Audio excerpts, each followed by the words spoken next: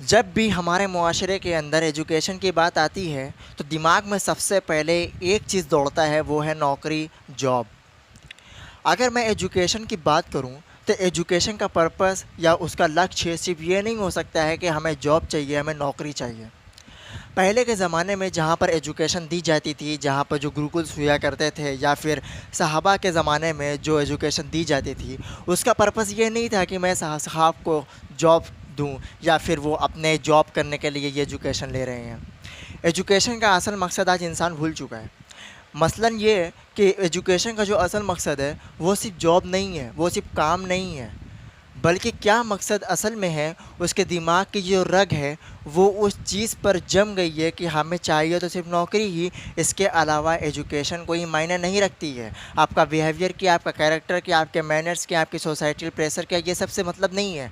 बस हमें एजुकेशन से मतलब इतना है कि हमें किसी अच्छी कंपनी में, किसी अच्छी इंडस्ट्री के अंदर जॉब मिल जाए, फिर हमें कामयाबी मिल सकती है।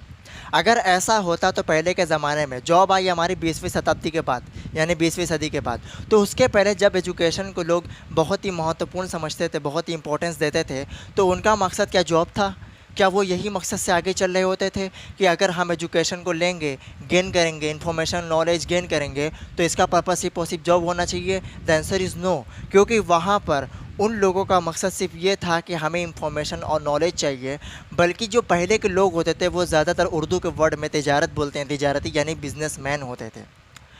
अब मैं ये नहीं कह रहा कि सारे लोगों को बिज़नेस करना चाहिए या बिजनेसमैन बनना चाहिए, जॉब बेकार चीज़ है, नहीं। मैं यहाँ पे समझाने आया हूँ कि एजुकेशन की इंपॉर्टेंस क्या है, ख़ास करके इस्लाम में। देखिए, पहले के टाइम में जो एजुकेशन थी वो इतनी भ्रष्ट एजुकेशन नहीं थी जो आज के ज़माने में है।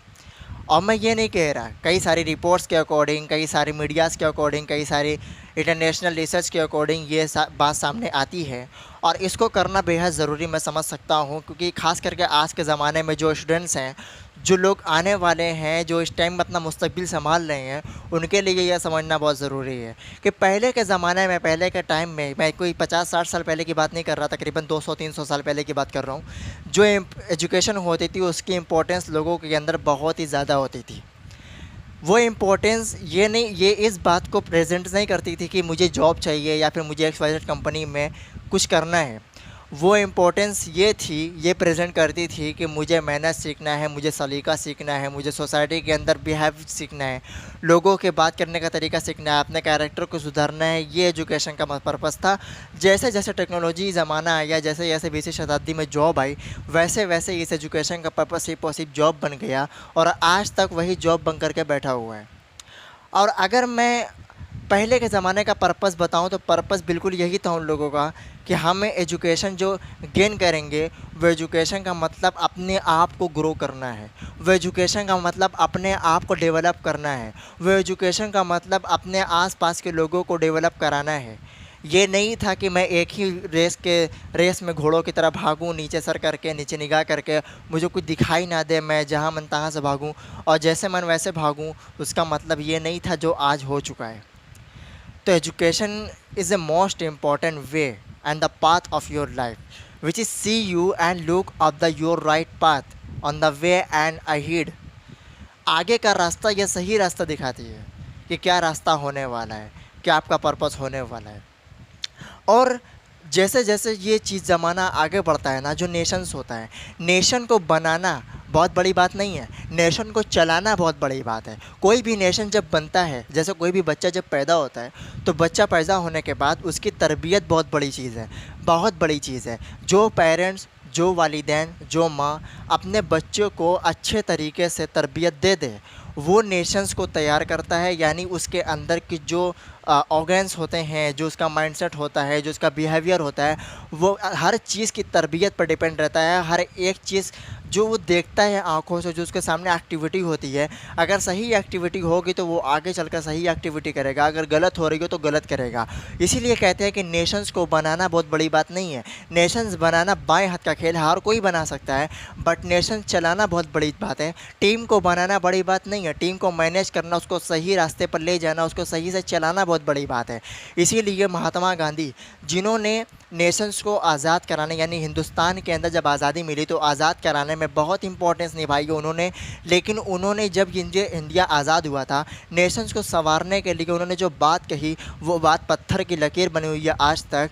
यानी कि नेशंस को बनाना और तैयार करना बड़ी बात नहीं है, अगर नेशंस को चलाना है तो हज़रत उमर फ़ारूक रज़ी अल्लाह तआला अन्हु से सीखो, ये उन्होंने कहा था। इसीलिए मैं कहता हूँ कि जो running of functional the programmes of nations होता है, ये इतना ईजी नहीं होता है, और इसके लिए बहुत ज़रूरी है कि हर देश के अंदर, हर नेशंस के अंदर, चाहे वो किसी भी मज़हब से ताल्लुक़ रखता हो इंसान, चाहे वो किसी भी जाति से ताल्लुक़ रखता हो, मैटर नहीं करता, डजेंट मैटर, बट इतना ज़रूर होना चाहिए कि उसके अंदर इस देश के प्रति, नेशन के प्रति और अपने रिस्पॉन्सिबिलिटी के प्रति एक ज़रूर से ज़रूर एजुकेशन, नॉलेज, पर्पस होना चाहिए। अगर नहीं है तो मैं दावे के साथ कहता हूँ कि वो भटकेगा, वो भटकाएगा लोगों को, और वो गलत ट्रैक पर चलेगा, और वो एक इंसान 100 लोगों के लिए एक नेशन के अंदर जहर के बराबर है। तो इसलिए मैं कहता हूँ कि education is the most important of your life, the way of the brightness and the way of the right path. लेकिन सोसाइटी के अंदर जो हमारा नेशंस और बिहेवियर लोगों का है, ये आज इतना वृष्ट हो चुका है कि इसको समझना नेक्स्ट टू इम्पॉसिबल है। कभी कभी देखा जाता है कि कहीं कुछ हो रहा है, कभी कभी देखा जाता है कहीं कुछ हो रहा है। मैं ये बात नहीं कर रहा, लड़ाई झगड़ा तो आम बात है, वो तो पहले भी होता तब भी होता है, लेकिन इसके अलावा एक गलत इन्फॉर्मेशन बहुत ही ज़्यादा ख़तरनाक डॉज है। लड़ाई झगड़े अपनी जगह है, लड़ाई झगड़े का एक लेवल होता है, उससे कोई फ़र्क नहीं पड़ता, वो गलत चीज़ है, गलत रहेगी, लेकिन एक गलत इन्फॉर्मेशन लोगों के अंदर एक ऐसी चीज़ भर देती है, एक ऐसा डोज देती है कि वो ज़िंदगी भर, जब तक उसकी ज़िंदगी है तब तक वो गलत ट्रैक पर चलने लगता है। तो जो हमारा नेशन है, जो हमारी सोसाइटी है, उसके अंदर एजुकेशन बहुत ज़रूरी है।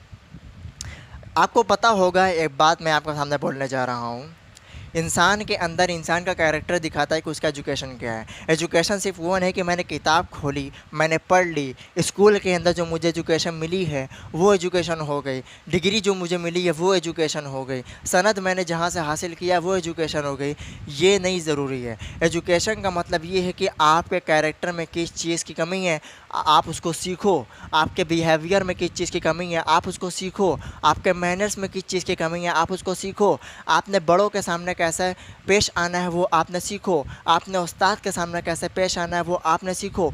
ये है रियल एजुकेशन। आप छोटो बड़ों, अपने एज के और अपने वालिदैन के साथ, हर माँ के साथ, लड़कियों के साथ, अपने टीचर्स के साथ, अजनबियों के साथ किस तरीके से पेश आना है as a nation, as a citizens of India, ये आपके अंदर होना ज़रूरी है। यही एजुकेशन है रियल तरीके की।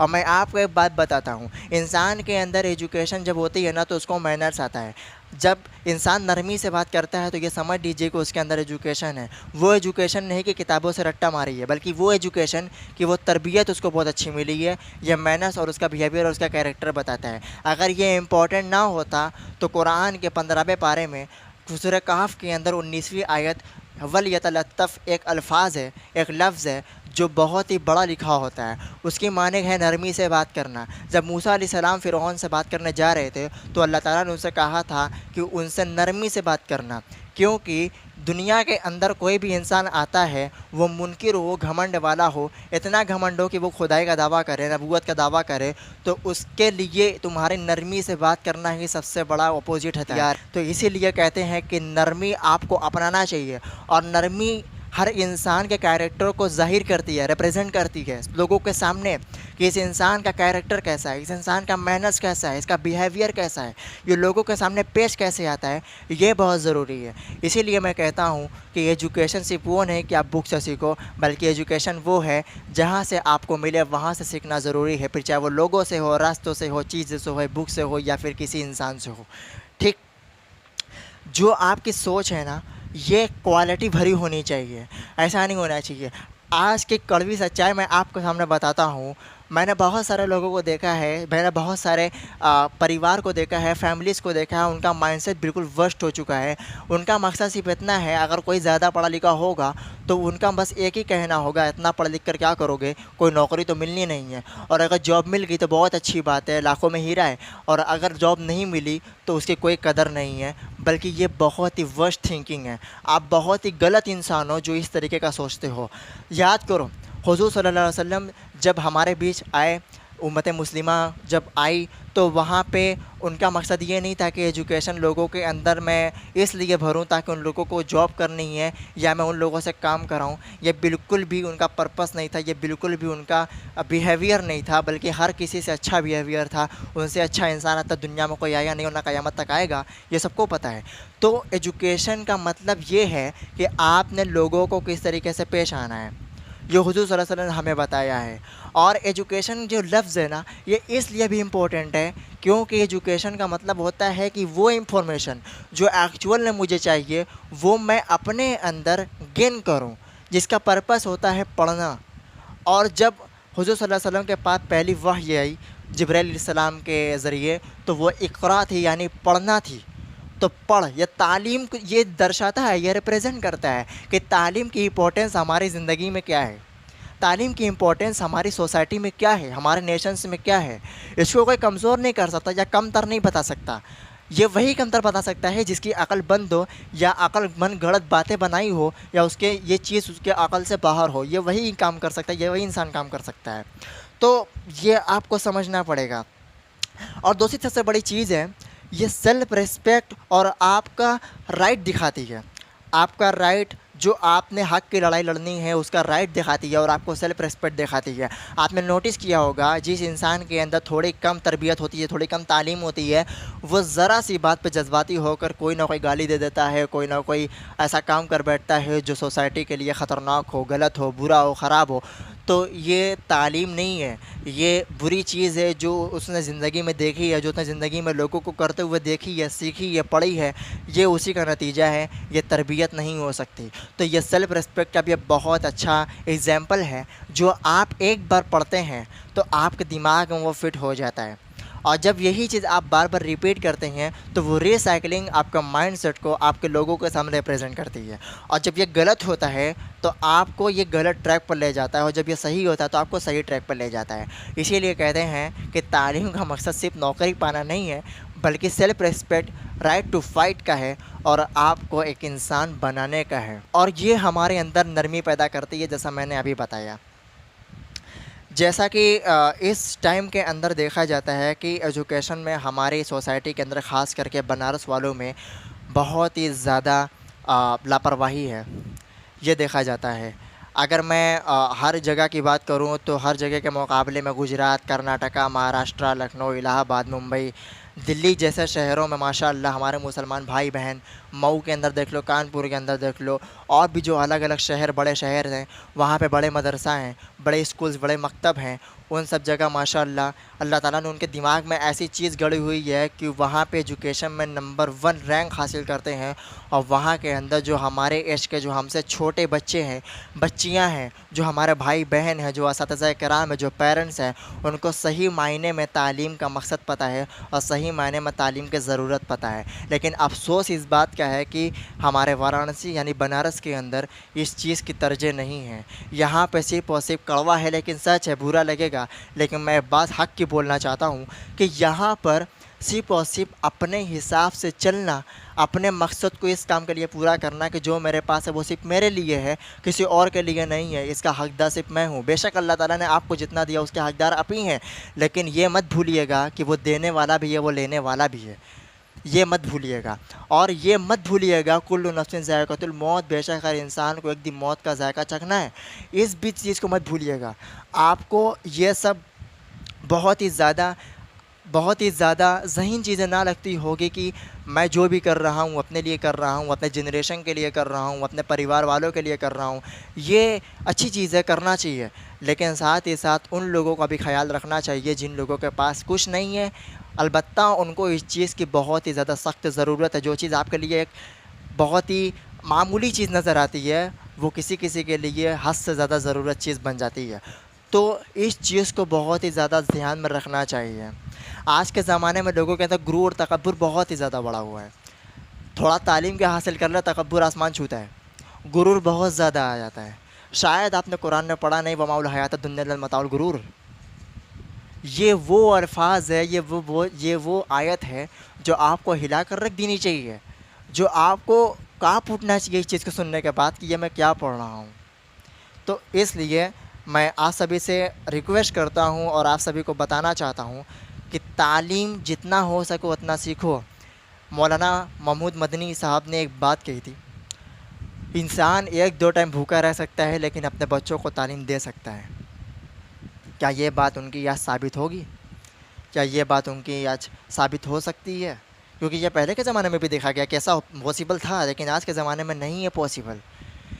इंसान चाहे जितना भी तरक्की कर ले, उसके अंदर चाहे जितनी भी तालीम आ जाए, चाहे जितना भी इल्म वो हासिल कर ले, चाहे कितनी भी ऊंची मंजिल पर पहुंच ले, अगर उसके अंदर गुरूर और तकब्बुर आ गया ना, वो तालीम मेरे जूते की नोक के बराबर है। मैं ये साफ़ कहता हूँ, साफ़ कहता हूँ। ये आप दुनिया की चाहे जितनी भी तालीम हासिल कर लो, पूरी दुनिया की आप 1% भी तालीम हासिल नहीं किए हो, ये इतना समझ लेना।